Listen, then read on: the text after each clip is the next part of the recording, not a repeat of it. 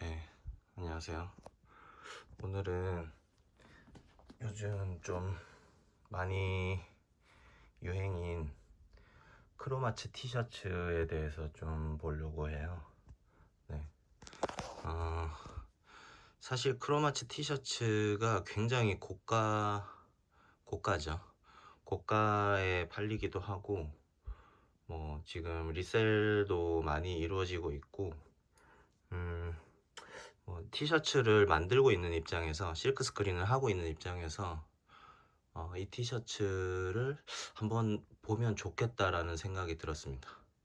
그래서 저도 이제 크로마츠를 몇 년간 관심이 있어서 좀 구매를 하고 그러는 편이고, 하다 보니까 이제 원래 의류에는 관심이 없었는데 어떻게 하다 보니까 이제 티셔츠도 좀 구매하게 돼가지고, 뭐 가지고 있는 건 이 두 장뿐이지만 같은 디자인이에요.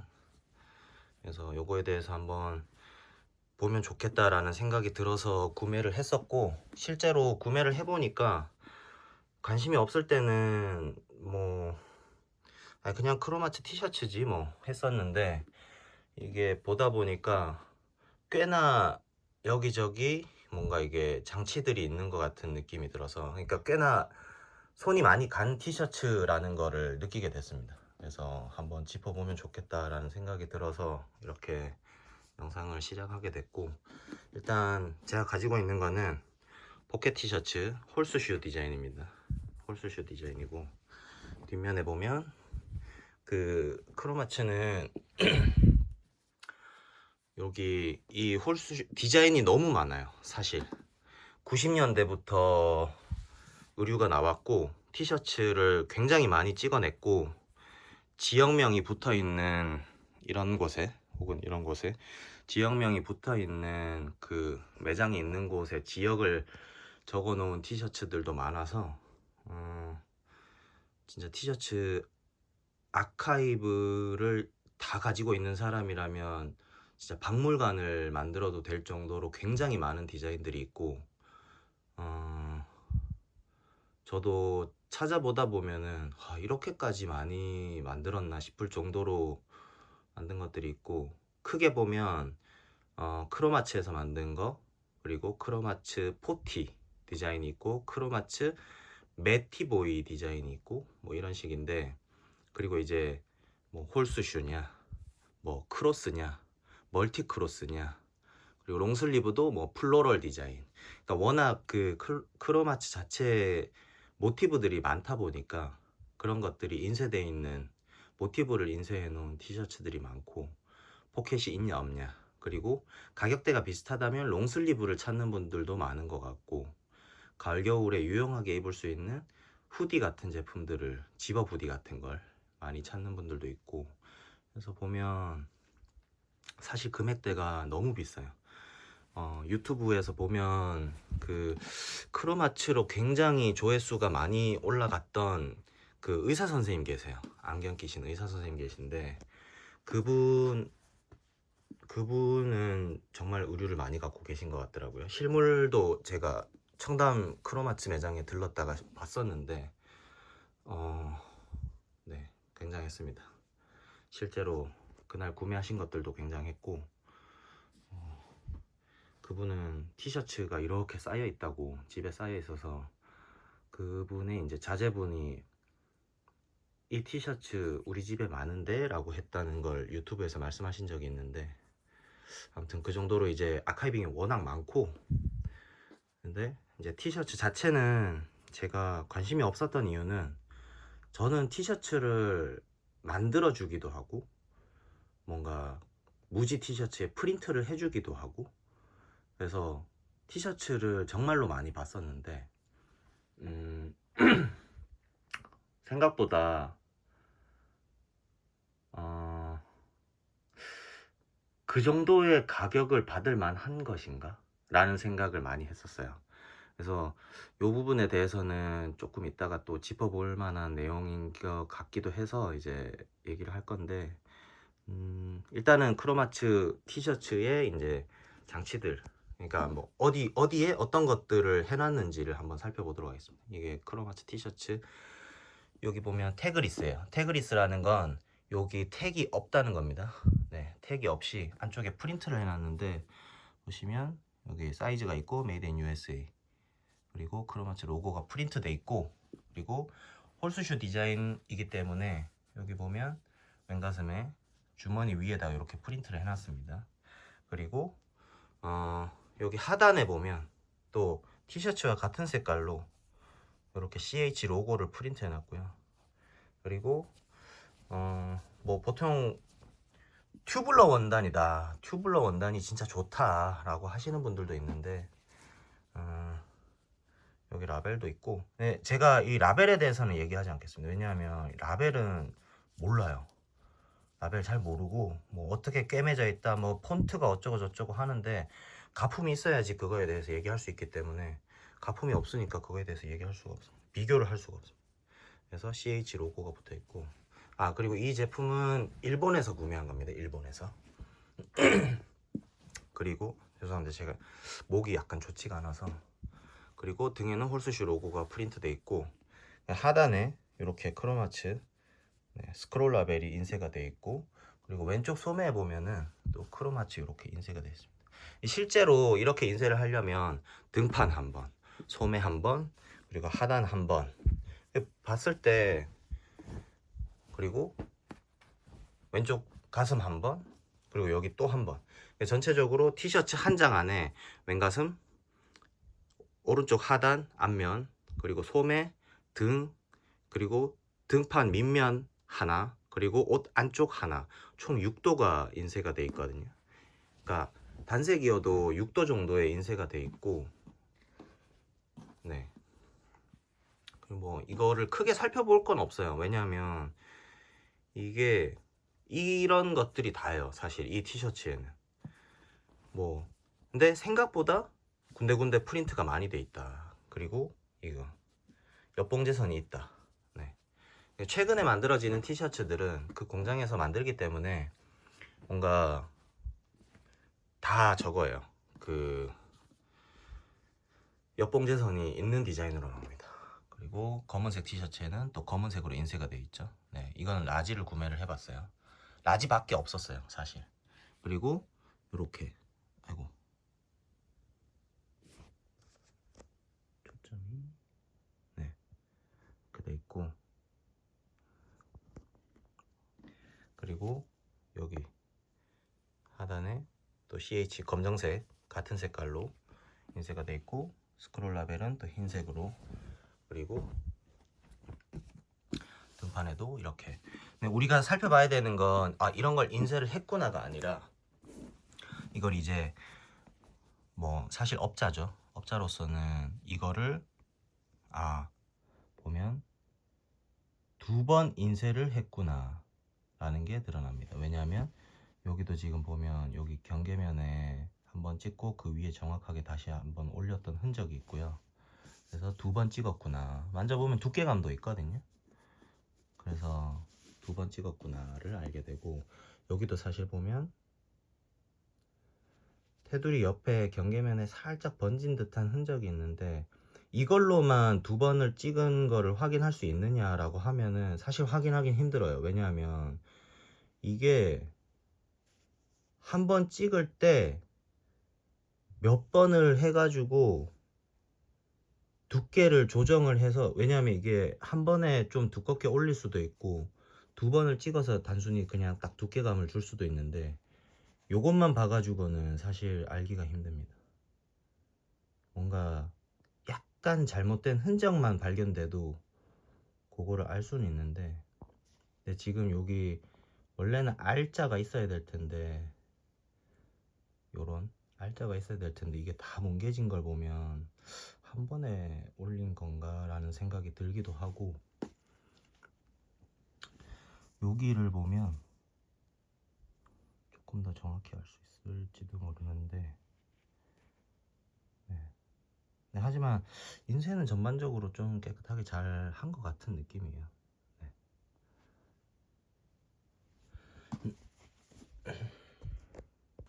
그래서 보면 티셔츠는 이렇게 옆봉제선이 있는 디자인, 네, 이렇게 해서 제작이 돼서 나오고 있고, 프린트가 있지만 뭐 프린트를 여기저기 많이 해가지고 예, 만들어 놓은 상태고, 다른 티셔츠를 제가 구했으면 또 비교를 해볼 수 있을 텐데 뭐 어쩌다 보니까 같은 디자인을 두 장 재고가 있어서 이제 다른 시기에 구매했지만 이렇게 사게 된 거고, 네, 사이즈 비교를 위해서 이렇게 포개나 봤는데 검은색은 라지, 밑에 흰색은 엑스라지입니다. 근데 엑스라지는 지금 세탁을 한 상태고 검은색은 세탁을 하지 않은 상태예요. 이게 생각보다 세탁을 하면 수축이 굉장히 많이 일어나요.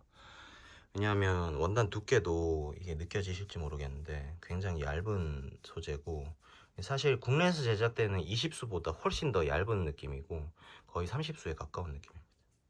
그리고 기장은 이렇게 지금 차이가 나고 있는데 요 봉제선 요 하나만큼의 차이가 나고 있지만 겨드랑이 쪽을 보면은 굉장히 차이가 많이 나는 걸 볼 수 있죠.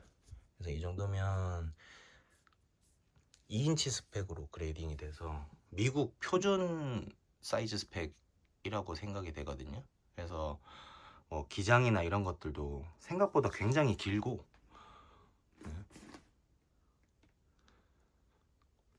그래서 입어보신 분들은 알겠지만 너무 길어요. 여기도 그렇고 수축이 많이 일어난다곤 하지만 뭐 빈티지 티셔츠가 될 만큼의 기장 수축이 일어나지는 않고 있어서, 실제로 하라주쿠 매장에서 봤을 때 그분 약간 나이가 있는 스텝 한 분이 계신데 그분이 티셔츠 핏이 너무 좋고 기장도 괜찮아서 물어보니까 이 티셔츠를 입고 있음에도 뭔가 기장이 되게 괜찮아서 물어보니 자기는 이걸 잘라서 입었다고 하더라고요. 그래서 보니까 이 라벨 부분이 없어요. 그래서 잘라가지고 그냥 좀 짧게 만들어서 입으신 것 같고, 비니도 잠깐 보여드릴게요. 비니는 어떻게 하다 보니까 매장에서 구매를 했는데 이게 자수는 돼 있지만 안쪽에 이렇게 뭐 라벨도 있고, 네, 한국은 신세계 인터내셔널이죠. 그래서 이렇게 돼 있고, 이게 보면 이 비니를 보면서 진짜 다시 한번 느꼈습니다. 이게 지금 50만 원이 넘는 겁니다. 50만 원이 넘는데 자수가 돼 있고, 저는 이제 옷을 만드는 공정을 다 알고 있으니까, 어느 정도는 알고 있으니까 이 비니는 사실 울 와치캡이라고 하는 비니인데, 이거를 해외에서 특히 미국에서 구매를 하게 되면 이 하나에 $5가 안 됩니다. $5가 안 되는 가격에 자수가 박혀서, 네, 사실 거의 10배가 된 거죠. 뭐 미국에서는 10배까지는 아니겠지만 한국이나 일본에서는 거의 10배가 돼 버렸고, 그러니까 이거를 이들이 이렇게 팔 수 있는 거는 뭐 때문이냐라는 거를 한번 생각을 해보면 좋겠는데, 뭐 그 전에 이제 크로마츠 티셔츠에 대해서 좀 더 얘기를 해보면은, 빈티지 크로마츠 티셔츠를 구매를 하는 사람들이 보면은 빈티지 크로마츠 티셔츠가 지금 매장에서 판매되는 가격만큼의 판매되는 게 있어요. 그러니까 지금 매장가가 65만 원 정도입니다. 반팔 티셔츠 기준으로. 네, 그냥 요런 단순한 기본 디자인으로. 네, 65만 원 정도인데 이게 빈티지 티셔츠가 90년대나 2000년대 초반에 만들어졌던 빈티지 크로마츠 티셔츠가 지금도 45만 원에서 75만 원에 뭐 판매되고 거래되는 경우들이 많아요. 근데 이게 한국에서는 그렇게까지 막 따지진 않는 것 같은데, 유럽이나 해외에서 빈티지 크로마츠 티셔츠들을 찾는 사람들을 보면은 과거에, 지금은 이렇게 옆봉제선이 있는 재단을 해서 만든 디자인으로 나왔지만 과거에는 이제 엠빌이나 다른 미국의 무지 브랜드를 가지고 이 크로마츠에서 인쇄를 똑같이 해가지고 팔았었단 말이죠. 그러다 보니까 그 엠빌이라는 회사가 지금까지도 존재하긴 하지만 과거의 그런 퀄리티나 이런 걸로 이제 무지티들이 나오진 않아요. 그래서 뭐 그때의 그 택들을 달고 있는 무지티를 찾으면 굉장히 레어하다고 해서 그 값어치가 이제 더 올라간 게 현재 시점의 상황이고, 그거를 이제 또 구하는 사람들이 있다 보니까, 그러니까 비싼 돈을 내더라도 그거를 구하려는 사람들이 있다 보니까 공급은 또 당연히 가격이 올라갈 수밖에 없고, 근데 공급할 수 있는 물량이 없다 보니까 당연히 이제 자연스럽게 시장에 그 물려 돌아가는 상황에 의해서 가격이 올라가는 거죠. 그걸 팔려는 사람들이 또 존재하고. 그래서 과거에는 튜블러라고 해서 원형으로 짜가지고 만든 옆봉제선이 없는 티셔츠들이 많았어요. 근데 지금은 안 그러냐? 아니요. 지금도 튜블러로 짜서 하는 게 많아요. 근데 이 튜블러에 대해서 얘기를 해볼 필요가 있는 게, 많은 사람들이 아 이건 튜블러야, 우리는 튜블러로 만들었어, 뭐 빈티지 옷을 만드는 사람들은 알 거예요. 이 튜블러라는 게 그렇게 대단한 것인가 한번 짚고 넘어가야 되는데, 이 튜블러라는 게 원래는 원단이라는 게 원형으로 짜집니다. 그러니까 동그란 기계에, 바늘이 달린 기계에 실들이 막 걸려 있고, 이게 돌아가면서 계속 원형으로 짜서 나오는 거예요. 근데 이렇게 돌아가면서 이렇게 내려가 가지고 원단이 쌓이게 되는데, 그러면 이 옆봉제선이 있는 티셔츠들은 튜블러가 아니냐, 이렇게 해서 한 판으로 이렇게 나오는, 종이처럼 이렇게 나오느냐? 아니에요.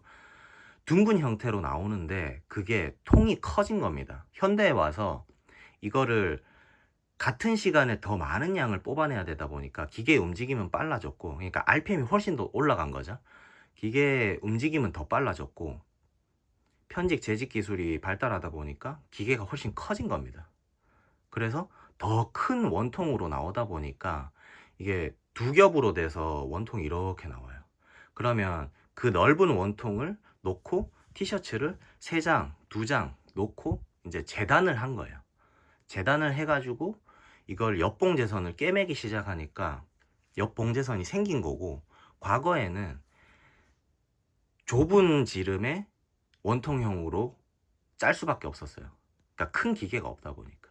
그래서 이제 과거에 짜던 그 기술 그대로 짰느냐 아니냐 이렇게 얘기를 하는 거고, 사실 그런 티셔츠들은 돌아갈 수밖에 없고, 입었을 때 혹은 입고 나서 세탁을 하고 나면은 짠 방향이 있기 때문에 티셔츠가 돌아갈 수밖에 없고, 뭐가 장단점이다라고 얘기할 수는 없겠지만 돌아가는 거를 좋다고 하는 사람도 있어요. 근데 티셔츠가 다 돌아가고 수축이 일어났다고 싫어하는 사람도 있어요.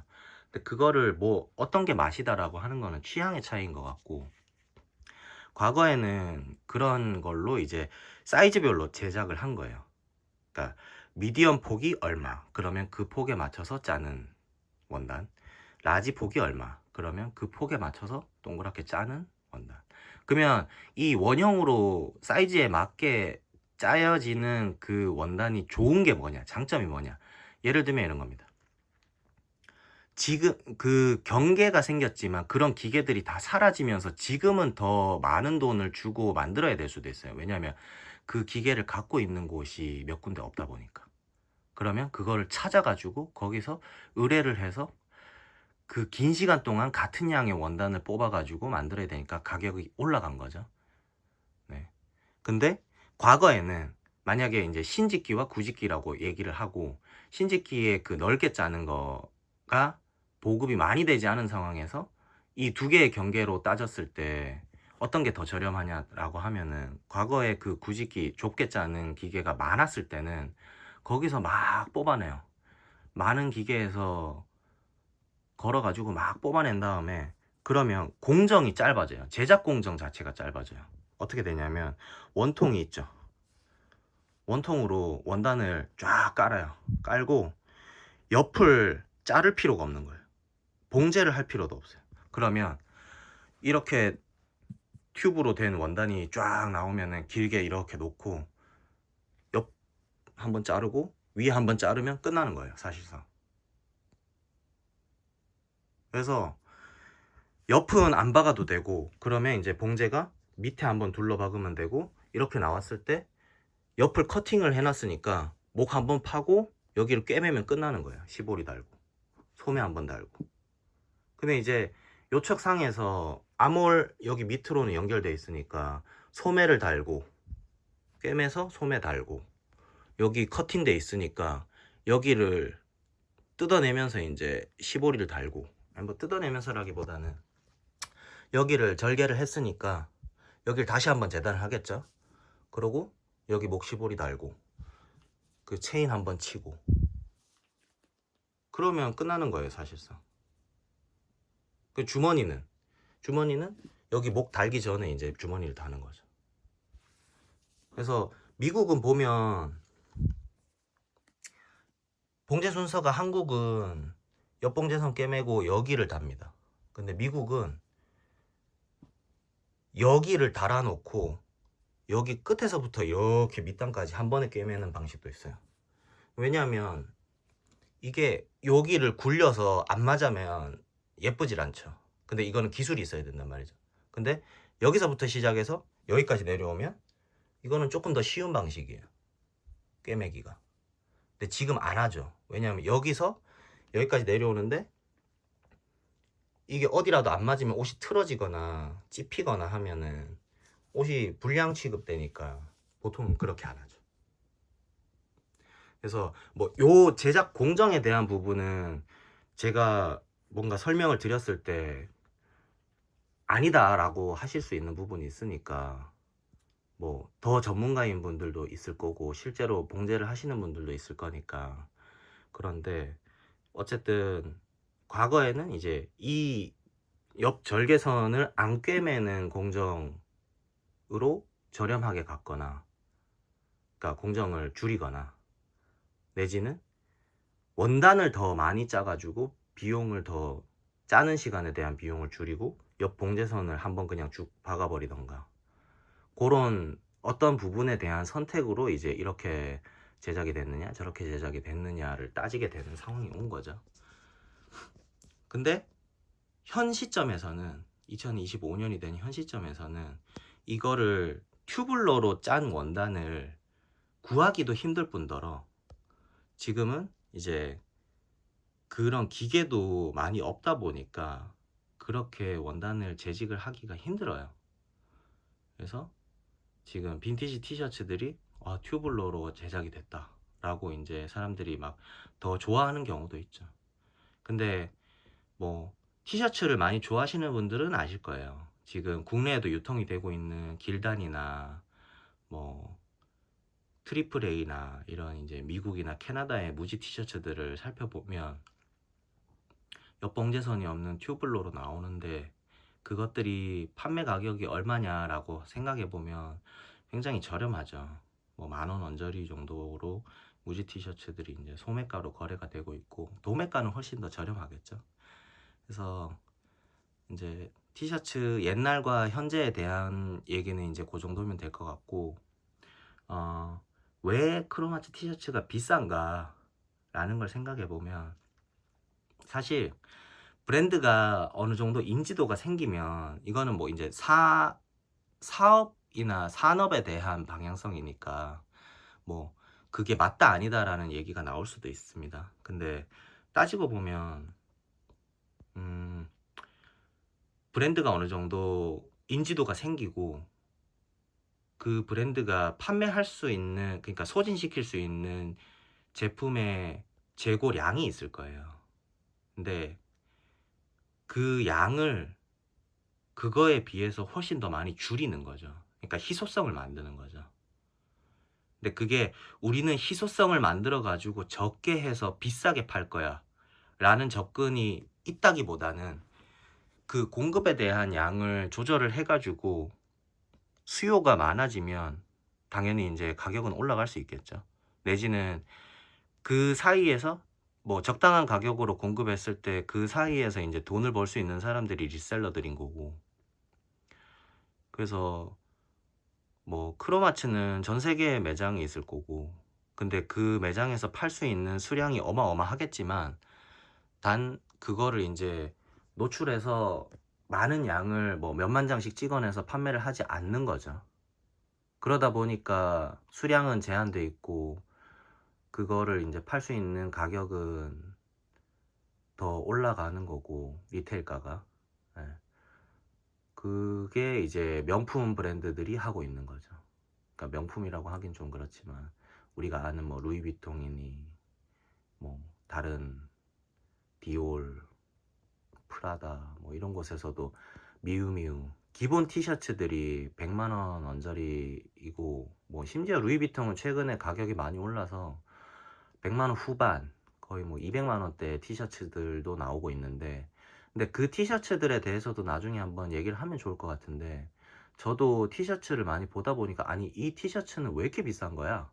라고 생각해서 보다 보니까 그런 제작을 하는 데 있어서 새로운 기술들이 굉장히 많이 들어간 경우들이 있어요. 근데 그거를 일반 브랜드에서 흉내를 내서 제작을 한다면 훨씬 더 낮은 가격에 만들고 낮은 가격으로 판매를 할 수가 있어요. 하지만 뭐 이거는 이제 브랜드와 브랜딩, 그리고 이제 그걸 찾는 사람들, 인지도, 수많은 것들이 이제 얽혀 있는데, 매장의 숫자라던가 그거를 보여주는 방식, 그리고 그거에 대한 마케팅, 광고, 홍보, 뭐 이런 것들이 다 겹쳐서 이제 그 가격들이 형성이 되는 거겠지만, 뭐 크로마츠가 지금 티셔츠를 가지고 뭐 하나에 50만 원 이상 되는 가격에 판매를 하고 있는데, 이거를 다른 브랜드에서 예를 들면 뭐 유니클로에서 크로마츠랑 똑같이 만들었다고 해가지고 그거를 50만 원에 팔 수 있느냐, 상상도 할 수가 없죠. 왜냐하면 유니클로에서 50만 원짜리 티셔츠가 나왔다고? 라고 해서 이목은 끌 수 있겠지만, 그게 유니클로에서 50만 원짜리 티셔츠를 사람들이 기대도 하지 않고 저가로 굉장히 생산을 하고 있는 브랜드인데, 판매도 하고 있는 브랜드인데, 매장 수가 암만 많지만요, 그거를 갑자기 이탈리아에서 만들었다, 뭐 미국에서 만들었고 우리는 전 세계에 뭐 1000개의 매장이 있지만 단 100장만 판매를 할 거다, 이랬을 때 그거를 뭐 살려는 사람들이 얼마나 있을까? 뭐 물론 이목은 끌 수 있겠네요. 근데 그 가격을 기대를 하면서 사는 사람들이 얼마나 있을까? 라고 또 한번 생각해 볼 수 있는 관점이지 않을까 라고 생각합니다. 그래서 국내에도 그래픽 디자인을 하는 친구들이 자기 그래픽으로 이제 티셔츠를 만들어요. 제가 그걸 만들어주는 일을 하고 있고, 그래서 보면 뭐 거의 리오더가 없는 식으로 한번 생산하면 더 이상 생산을 안 해요. 근데 그 제작 수량 자체가 굉장히 적단 말이죠. 근데 일개라고 하긴 좀 그렇지만 한 사람이 그 양의 티셔츠를 만들면 그 티셔츠를 파는 데는 시간이 꽤나 걸리긴 해요. 인지도가 막 일반 우리가 알고 있는 백화점에 가면 보이는 그런 브랜드 정도는 아니니까. 근데 그 친구들은 그런 거에 대해서 크게 리오더가 없어요. 그러니까 다시 만들지 않아요. 그러다 보니까 그 친구들, 그 그래픽을 하는 친구들의 티셔츠가 굉장히 저는 가치가 있다고 보거든요. 판매가는 물론 일반 유니클로나 그런 데서 생산하는 것보다는 비싸요. 하지만 뭐 그 사람들이 단 몇십 장, 뭐 100장이 안 되는 수준으로 만들어 가지고 그거를 그 정도의 가격에 팔았는데 더 이상 구할 수가 없기 때문에 희소 가치도 있다고 생각을 하거든요.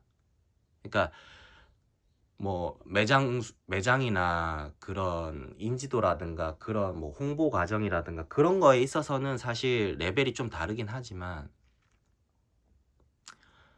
희소 가치에 대해서 따져보면은 굉장히 희소 가치가 있기 때문에 이 옷을 좋아하고 그래픽 티셔츠를 좋아하는 사람들한테는 그런 알려지지 않은 어떤 그래픽 티셔츠들이 굉장히 가치가 있는 상품이에요.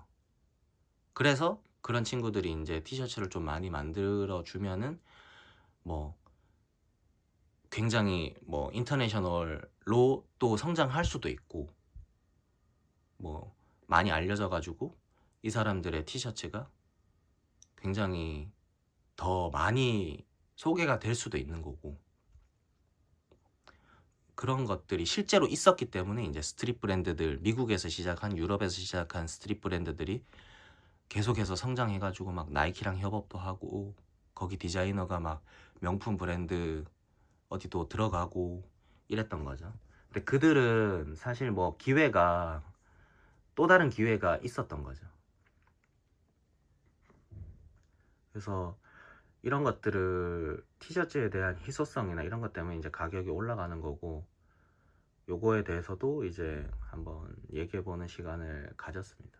그래서 조금 더 정리된 걸로 티셔츠의 가격과 희소성에 대한 거를 한번 얘기해 보는 시간을 또 가지면 좋을 것 같습니다.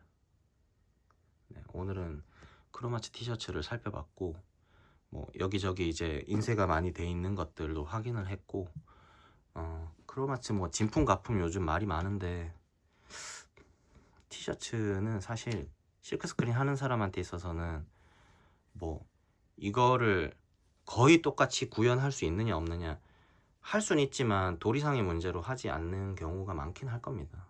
이거를 근데 지금도 만들고 있는 사람들이 있을 거예요.